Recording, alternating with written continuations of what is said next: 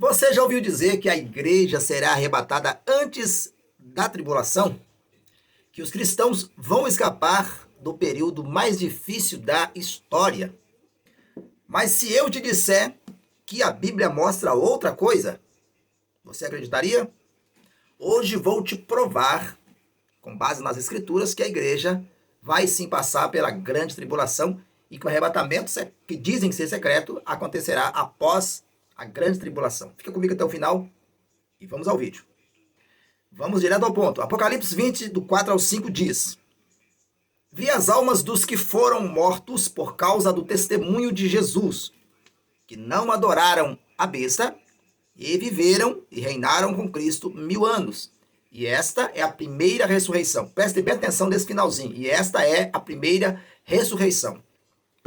A Bíblia está falando, queridos, de pessoas que viveram na tribulação, foram fiéis até a morte e ressuscitaram.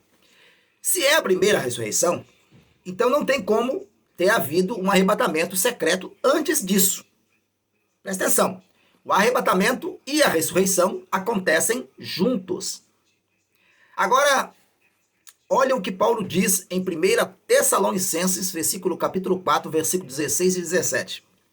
Os mortos em Cristo ressuscitarão primeiro, depois nós, os que estivermos vivos, seremos arrebatados juntamente com eles.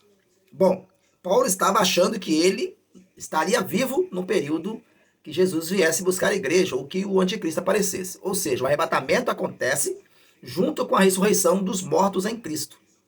E lá, em Apocalipse, nós vimos que a ressurreição dos mártires acontece depois da tribulação. É isso mesmo.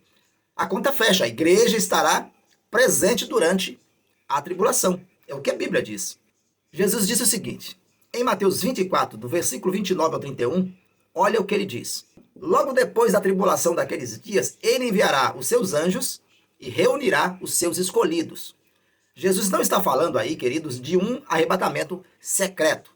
Está falando de um evento visível, público, com anjos e trombetas. O arrebatamento é depois da tribulação. É Jesus voltando para buscar a sua igreja, não em secreto, mas em glória. Bom, vamos entender. O apóstolo Paulo confirma dizendo o seguinte: antes vem o anticristo. Olha o que ele diz. 2 Tessalonicenses 2, do 1 ao 4. É outro texto aí decisivo. A vinda do Senhor e a nossa reunião com ele não acontecerá sem que antes venha a apostasia e o homem do pecado seja revelado. Em outras palavras, meus queridos, antes do arrebatamento, o anticristo vai se manifestar. Isso derruba completamente a ideia de que a igreja será retirada antes da grande tribulação, ou da tribulação, como muitos dizem. Os fiéis, claro, sofrerão, mas vencerão.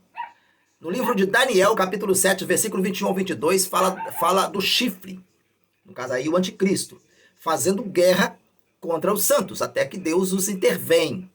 E em Apocalipse 13, no versículo 7 diz, foi-lhe permitido fazer guerra contra os santos e vencê-los. Os santos estão aqui, estão enfrentando o sistema da besta, mas o fim deles é vitória, porque reunirão com Cristo no milênio. Vamos entender melhor? Em João, capítulo 17, verso 15, Jesus orou: não peço que os tire do mundo, mas que os livres do mal. Bom, ele aí está dizendo que ele vai nos guardar na tribulação, não nos tirar da tribulação. Vocês estão entendendo? Vamos entender mais um pouquinho quando nós lemos ali no livro de Mateus, capítulo 24, e o versículo, se eu não me engano, é do 19 até o 38.